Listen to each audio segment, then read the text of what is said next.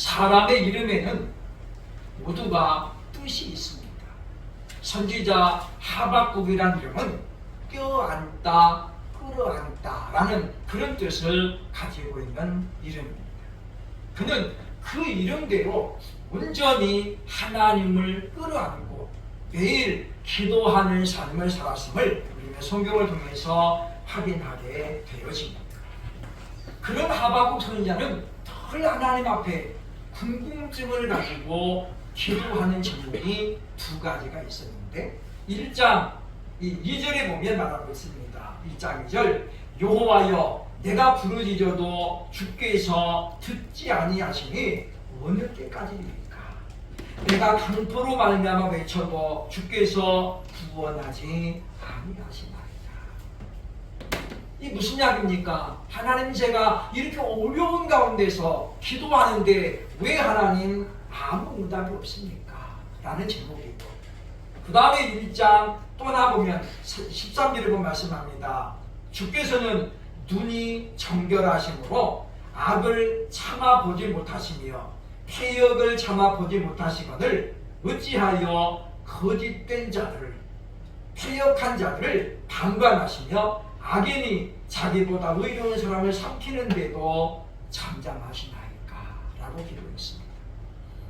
선지자 하박국이 이렇게 기도한 것처럼 독일의 실존주의 철학자 니체도 딱 이 제목을 가지고 하나님 앞에 기도했습니다.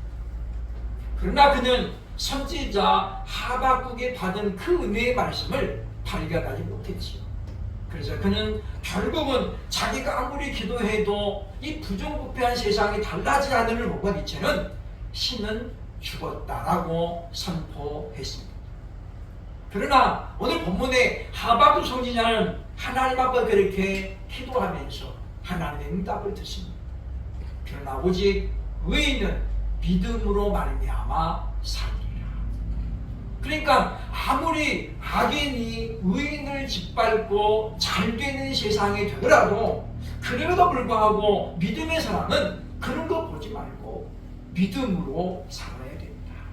왜냐하면 그런 이들의 모든 심판은 살아계신 하나님께서 해주실 것이기 때문입니다. 그래서 이제 선지자 하박국은 그런 원망 어린 기도를 더 이상 하지 않습니다. 그리고 오늘 본문에 보면 그는 하나님의 뜻을 분명히 깨달은 다음에 참으로 위대한 신앙의 고백을 해주고 있는 것이 오늘 본문 3장 16절부터 19절에 기록된 말씀이라고 볼 수 있다고 하는 것입니다. 의인은 믿음으로 산다라는 말이 무슨 말입니까? 하나님을 전적으로 믿음으로 하나님의 말씀을 온전히 믿음으로 상황에 연연하지 않고 살아가는 사람이라는 거예요. 때로는 예수 믿는 사람보다 안 믿는 사람이 더 잘되고 또 흥망하는 것 같아도 그럼에도 불구하고 그런 것에 너무 상처받지 말고 하나님을 믿음으로 살아가는 것이 바로 믿음으로 살아가는 의로운 사람이라고 하는 것입니다. 우리가 아무리 그리스도인이라고 해도 상황과 환경을 초월해서 믿음을 갖는 것은 그렇게 쉬운 것이 아닙니다. 왜냐? 우리가 연약한 사람이기 때문이죠. 그래서 우리는 환경과 상황에 따라 감사도 고백하고 또 원망도 나오는 그런 존재인 것을 우리가 보게 되어진다고 하는 것입니다. 그러나 오직 의인은 하나님을 향한 믿음으로 그리고 하나님이 주신 약속의 말씀을 믿음으로 살아가는 존재라는 정체성을 다시 한번 확인할 때에 우리는 다시 한번 감사를 고백하게 될 것입니다. 2023년 맥주 감사주일 우리가 이 시간도 맞으면서 우리도 이와 같이 하박국 선지처럼 감사가 고백되어지기를 주의 이름으로 축원합니다. 네. 과연 복 있는 사람은 어떤 사람일까요? 첫째로 오늘 본문 말씀 16절 보면 환난을 보면서도 기뻐하는 사람이다 라고 우리에게 알려주고 있다고 하는 것입니다. 선지자 하박국은 BC 608년경에 하나님의 선지자로 부름을 받았습니다. 그리고 약 20여 년간 선지자로 활동했던 그런 사람입니다. BC 608년에 하나님이 선지자로 하박국을 부르신 다음에 주신 사건이 뭐냐면 이 나라가 멸망할 것이다 라는 결코 반갑지 않는 소식이었습니다. 너는 이제 이 사실을 유대인들에게 알려라. 그러니 어떤 선지자가 선뜻 나가서 하나님 말씀에 이제 우리나라가 망한다고 합니다 라고 외칠 수 있는 사람이 과연 얼마나 있겠습니까? 그러나 하나님의 뜻이 너무 분명하니까 하박국 선지자는 그렇게 외칠 수밖에 없었다라고 하는 것입니다. 본문 16절의 내용이 바로 지금 그런 내용입니다. 내가 들었으므로 내 창자가 흔들렸고 그 목소리로 말미암아 내 입술이 떨렸도다. 무리가 우리를 치러 오는 환난 날을 내가 기다림으로 썩이는 것이 내 뼈에 들어왔으며 내 몸은 내 처소에서 떨리는도다. 오늘 본문에 보면 지금 하박국은 뭘 기다립니까? 환난 날을 내가 기다림으로 라고 말하는 거죠. 세상에 우리가 반가운 소식을 기다리고 복권 당첨 소식을 기다리고 좋은 소식을 기다립니다만은 환난 날을 기다리는 사람이 누가 있겠습니까? 그런데 지금 하박국은 하나님께서 분명히 말씀하신 그 환난 날을 기다립니다. 그러면서 마음이 떨리고 살이 떨리는 그런 두려움 가운데서도 환난 날을 기다리고 있다라고 설명을 하고 있다고 하는 것입니다. 실제로 BC 606년 그러니까 하박국 선지자가 부름받은 2년 뒤에 바벨론 왕 느부갓네살이 유다를 침공해 옵니다. 예루살렘을 완전히 포위하고 그리고 왕으로부터 한국을 박아내고 그래서 이 예루살렘에 있었던 수많은 인재들과 그리고 보화들을 전부 약탈해갑니다. 우리가 알고 있는 것처럼 보면 다니엘과 3명의 친구들 하나냐와 미사랴와 아사랴 미사엘과 아사랴 이 4명의 사람들도 이때에 이제 바벨론의 포로가 되어서 끌려갑니다.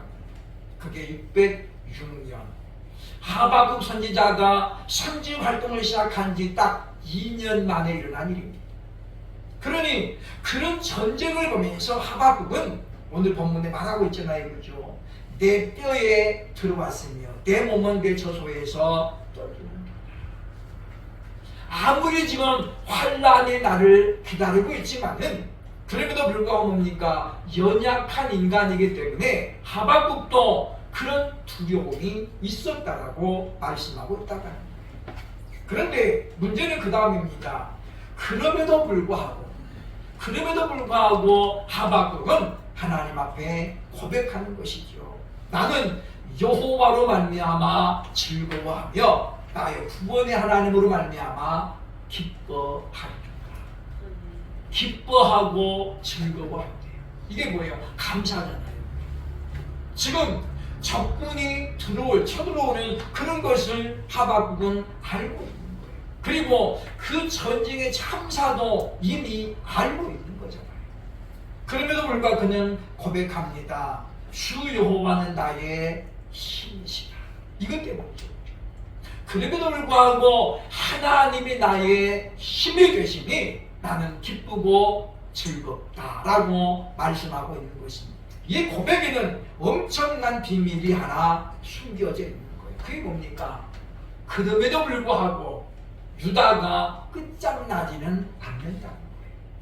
하나님께서 하박국에게 이때 유다가 이제 완전히 멸망할 것이다, 완전히 사라질 것이다 라고 말씀하지 아니하셨다는 거잖아요.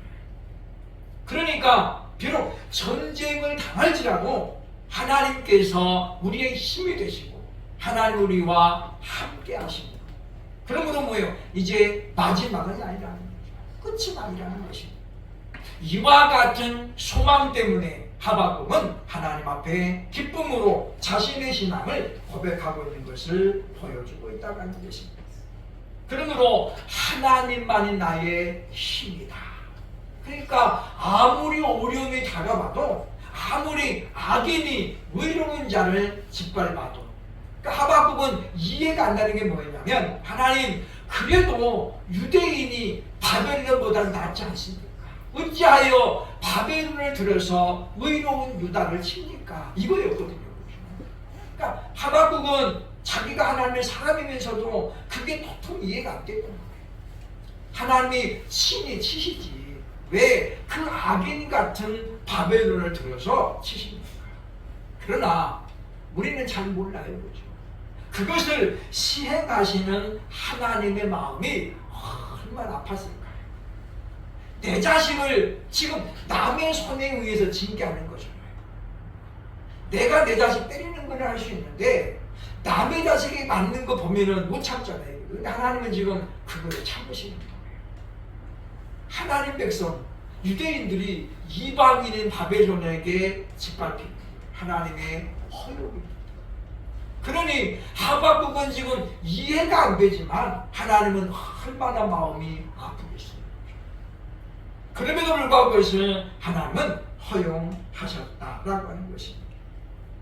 요한계시록 2장 3장에 보면 칭찬만 받았던 교회, 서문화 교회가 나옵니다. 하나님께서 서문화 교회, 너희는 실상은 부유한 교회다 라고 말씀하시면서 계시록 2장 10절에 이렇게 말합니다. 너는 장차 받을 고난을 두려워하지 말라. 볼지어다 마귀가 장차 너희 가운데서 몇 사람을 옥에 던져 시험을 받게 하니 너희가 10일 동안 환난을 받으리라. 네가 죽도록 충성하라. 그리하면 내가 생명의 멸관을 네게 주리라 라고 말씀합니다. 우리 입장에서는 하나님 그동안 이렇게 어려운 환경 속에서 믿음 지키고 살았잖아요. 이제는 좀 이런 고생 끝내면 좋지 않습니까? 근데 하나님 말씀하는 거예요. 너희가 아직도 시험을 받아야 된다는 거예요. 고난을 받아야 된다는 거예요. 열흘 동안 고난을 두려워 말라. 그러면서 뭐라고 해요? 죽도록 충성하라. 원문에 보면 죽기까지 충성하라 그 말이에요. 어떻게 보면 우리가 이런 말씀을 듣고 나서 시리에 빠질 수도 있어요. 주님, 지금까지 힘겹게 버티고 있는데 이게 뭡니까? 그럴 수 있지만은 서문화 교회는 그야말로 죽기까지 충성했음을 우리에게 보여줍니다. 그 근거가 무엇이겠습니까? 바로 약속의 말씀에 대한 믿음이 있었기 때문입니다.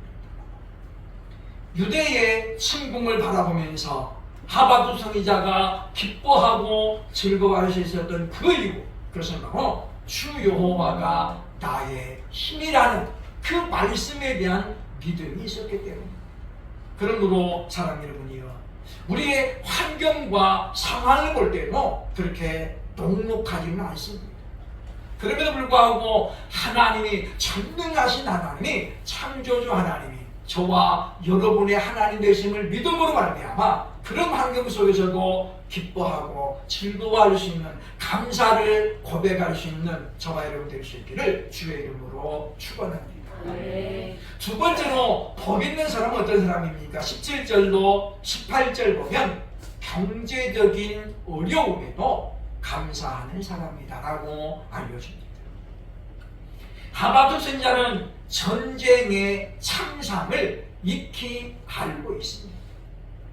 전쟁을 겪어본 사람만 아는 것은 아닙니다. 직접적으로, 간접적으로 우리는 역사를 통해서 전쟁이 얼마나 참혹한 것이라를 우리를 알 수 있습니다. 얼마 전에 이제 6.25 전쟁 73주년 행사가 여러 곳에서 있었습니다. 3년간의 전쟁, 얼마나 많은 사상자를 발생했습니다. 유엔에서도 수많은 국가가 참석해서 이 땅을 지키려고 피를 흘렸습니다. 또 전쟁 후의 모습은 어떻습니까? 온전히 폐허되고 황폐화된 것이잖아요. 그런 곳에서 하박국서 17절에 고백하고 있습니다. 비록 무화과 나무가 무성하지 못하며 포도나무에 열매가 없으며 감람나무에 소출이 없으며 밭에 먹을 것이 없으며 우리의 양이 없으며 외양간에 소가 없을지라도 여기 보면 없다라는 말이 5번 연속 나와요. 한마디로 말하니까 먹을 것이 하나도 없는 거예요. 왜? 전쟁에서 이겼으면 모르는데 전쟁에서 완전히 패했잖아요. 그냥 무조건 항복하는 거예요. 더군다나 바벨론 군사들이 갈 때 성전가를 부르면서 다 뺏어갔잖아요. 안 그래도 어려운데 그럼에도 불구하고 하박국 선지자는 18절에 이렇게 고백하는 것입니다. 아무것도 없을지라도 나는 여호와로 말미암아 즐거워하며 나의 구원의 하나님으로 말미암아 기뻐하리로다. 무슨 이야기입니까? 하나님만 내게 있으면 하나님만 우리와 함께 하시면 된다는 거예요. 왜냐하면 우리 하나님은 어떤 하나님입니까? 불가능을 가능하게 만들고 빛을 어두움을 만들며 어두움을 빛으로 만드시는 바로 그분이시잖아요.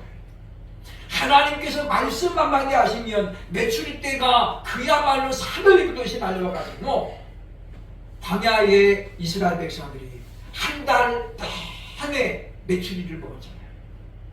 그들이 무슨 아무것도 백성들이 수고한 거 없습니다. 하나님이 명하시니까 메추라기가 매일매일 날라오고 하나님께서 명하시니까 아침에 이슬이 내릴 때에 만나가 하늘에서 내리는 거예요. 하박국은 기록을 통해서 하나님이 그 능력의 하나님이 그렇게 역사하셨음을 그는 믿었던 사람입니다.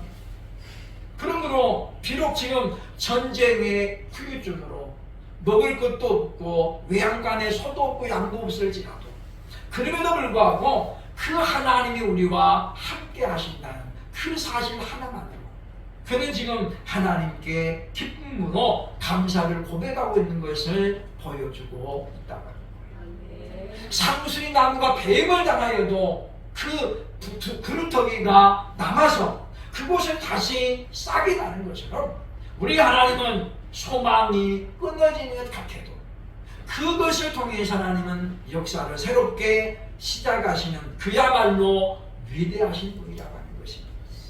그 하나님이 내가 너희와 함께하마.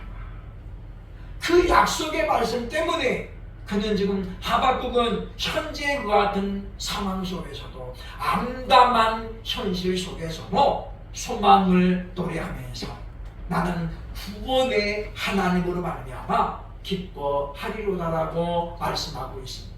우리 이 부분에서 하박국 선지자가 정말로 중요하게 여기고 있는 것이 무엇인가를 발견을 해야 해요. 지금 하박국은 물질적으로는 지금 아무것도 없는 거예요. 다 뺏겼잖아요. 근데 무엇만 남아있는 거예요? 하나님만 남아있는 거예요. 다시 말하면 하박국은 물질적인 것보다도 세상적인 것보다도 육적인 것보다도 오로지 영적인 것만을 더 중요하게 여기고 있는 우리가 발견을 해야 된다고 하는 것입니다. 사람들은 영적인 일에 별로 관심이 없습니다. 다만 육적이고 물질적인 것, 세상적인 일에 더 많은 관심을 갖습니다. 그러나 우리가 그리스도인이라면 우리는 그것과는 달라야 된다는 거죠.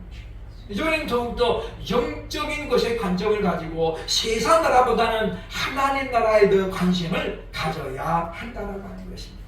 왜냐하면 그것이 바로 믿음의 사람의 모습이기 때문에 그런 사람만이 하나님을 내 아버지라고 부를 수 있는 거예요. 왜냐하면 믿음이 없이는 주를 주라고 고백할 수 없기 때문이라고 하는 것입니다. 마가복음 4장에 보면 갈릴리 바다는 심심찮게 광풍이 불었던 것을 보여줍니다. 그래서 사복음서에 보면 어떤 때는 갈릴리 호수라고 그랬고 어떤 때는 갈릴리 바다라고 그럽니다. 명백하게 보면 갈릴리는 큰 호수입니다. 그런데 왜 바다라고 그러느냐? 바다에서 일어나는 풍랑이 이 갈릴리 호수에 가끔씩 일어나는 거예요. 지정학적으로 그렇게 구조가 되어 있다고 합니다. 하루는 예수님과 제자들 배를 타고 나갔는데 광풍이 불었습니다. 바람이 엄청 불면서 그 물이 배를 덮치는 거예요. 근데 예수님은 보니까 달 밑바닥에 주무시고 계는 거예요. 제자들이 베드로를 비롯한 제자들, 뱃사람들이잖아요. 그죠? 그들이 두려움을 느낄 만큼 풍랑이 거셌다는 거잖아요. 그래서 마가복음 4장 38절 이렇게 이야기합니다. 예수께서는 고물에서 베개를 베고 주무시더니 제자들이 깨우며 이르되 선생님이여 우리가 죽게 된 것을 돌보지 아니하시나이까. 아니 지금 우리가 다 죽게 생겼는데 주님 잠이 옵니까? 그런 거잖아요. 그죠? 예수님은 깨어서 바람을 꾸짖어서 잠잠케 하신 다음에 4장 40절 이렇게 말합니다. 제자들에게 이르시되 어찌하여 이렇게 무서워하느냐 너희가 어찌 믿음이 없느냐 하시니 이렇게 말씀하십니다. 너희가 어찌하여 믿음이 없느냐. 지금 창조주 하나님이 전능하신 하나님이 너희와 함께 있는데 만약에 물에 빠지면 제일 누가 물에 불리합니까? 예수님이 제일 불리해요. 왜냐? 예수님은 목수로 살았잖아요. 나머지 베드로는 이런 사람들 다 뱃사람들이잖아요. 물에 빠져본 경험이 다 있어요. 왜 없겠어요? 어렸을 때 자전거를 배우다 보면 안 넘어지고 배우는 사람은 한 명도 없습니다. 어린아이가 걸음마를 할 때 나는 한 번도 안 넘어졌어 이런 사람은 거짓말쟁이 해요. 다 넘어지는 거예요. 붙잡고 넘어지기도 하고 엄마가 잡고 가다가 도와주고 넘어지기도 하고 자전거도 그러잖아요. 그러니 뱃사람들이 배를 타고 다니지만은 왜 안 빠졌겠습니까? 예수님은 성경에 보면 예수님이 뭐 고기를 잡았다 그런 내용이 하나도 없잖아요. 아버지가 복수였으니까 자연스레 예수님은 그런 환경 속에서 자랐다고 볼 수 있습니다. 그런데 그 예수님이 지금 자신과 함께 있는데 제자들은 뭐예요? 예수님은 안 보이고 뭐만 보이는 거예요? 풍랑만 보이는 거예요. 어쩌면 지금 우리 상황이 바로 그렇지 않는가 그 말이죠. 창조주 하나님이 사망을 이기시고 부활하신 하나님이 우리와 함께 하시는데도 불구하고는 지금의 어떤 어려움 때문에 하나님 아무것도 없어요. 이것도 없고 저것도 없고 없어요. 그놈의 소리가 왜요? 탓하고 있지 않는가 생각을 해봐야 된다는 것입니다. 그러나 우리는 생각해야 됩니다. 아무것도 없어도 하나님이 우리와 함께 하심으로 그래서 우리도 하박국처럼 감사를 고백할 수 있기를 주의 이름으로 축원합니다. 마지막 세 번째 복 있는 사람은 어떤 사람입니까? 보면 19절에 보면 회복을 바라보는 사람입니다. 성경은 막연한 희망을 말하는 것이 아니라 확실한 근거를 가진 소망을 말하죠. 특별히 이제 믿음의 사람들에게는 소명의식이 필요합니다. 소명, 콜링이죠. 콜링, 부르심. 근데 소명과 부르심은 단어가 달라요. 소명 우리가 아는 것처럼 버케이션입니다. 버케이션. 부르심은 뭐예요? 콜링이죠. 콜링. 그러니까 우리가 가진 소망은 하나님이 부르신 콜링 그리고 버케이션의 기준을 두고 있다는 거예요. 근거를 두고 있다는 거예요. 그러니까 오늘 하박국이 그냥 막연하게 기뻐하는 거예요. 그렇지 않잖아요. 그죠? 오늘 본문에 말하는 것처럼 주 여호와는 나의 힘이시라. 그 하나님이 나의 발을 사슴과 같게 하사 나를 나의 높은 곳으로 다니게 하시리로다. 이거죠. 하박국이 지금 외세의 침략 그리고 그 전쟁의 후유증 그걸 다 보면서도 기뻐할 수 있었던 건 뭐냐면 전능하신 하나님이 나를 높은 곳으로 다니게 하실 것이라는 회복의 메시지를 들었기 때문에 지금은 네가 어려움을 당하나 그러나 담대하라 내가 너와 함께함이니라. 이 말씀 때문에 내가 너를 다시 높일 것이라는 그 약속의 말씀 때문에 하박국은 현재의 상황을 뛰어넘어 감사를 고백하고 있다라고 하는 것입니다. 하나님이 나의 힘이시고 그분이 내 앞길을 지금 보장하는 것입니다. 그러면 우리도 이와 같이 온전히 기쁨을 나타내야 되겠다라고 하는 것입니다. 코로나19의 어려움 속에서도 수많은 교회가 예배를 포기하지 아니하고 하나님의 예배를 드렸습니다. 어떤 교회는 벌금 내려고 하면 된다, 그런 각오를 가지고 예배를 드렸고, 또 어떤 교회는 이제 공간이 많다 보니까 1층 지하부터 해가지고 성도들을 다 15명씩 내보낸 거예요. 지하로 15명, 1층에 2층에 3층에. 그래서 성도들이 다는 못 나오지만은 예배를 분산해가지고 1부 예배 9시, 2부 예배 11시. 그래가지고 거의 대부분 성도가 주일날 한 번은 교회 나오게 했대요. 왜? 분산해가지고. 지금 보면 성교관도 있고 차프로실도 많이 있잖아요. 그러니까 다 나와가지고 15명 이상 못 모이게 하니까. 그렇게 해서 1부, 2부, 3부 예배를 돌리니까 성도들이 다 한 번씩 나오게 됐다. 우리도 작은 교회지만은 예배를 포기할 수 없었던 이유는 무엇입니까? 이 또한 지나갈 것을 믿었기 때문입니다. 우리 하나님께서 이와 같은 어려움에도 반드시 회복하실 것을 믿었기 때문이라고 하는 것입니다. 그리고 지금 이제 그 믿음으로 암담한 시기를 이겨냈던 교회들은 하나님의 회복하심을 지금 경험하고 있다고 하는 것입니다. 그러므로 사랑 여러분이요, 우리 하나님은 아무것도 없는 것에서 세상을 창조하신 분이죠. 빛이 있으라 하심에 빛이 있어. 하나님 보시기에 좋았다.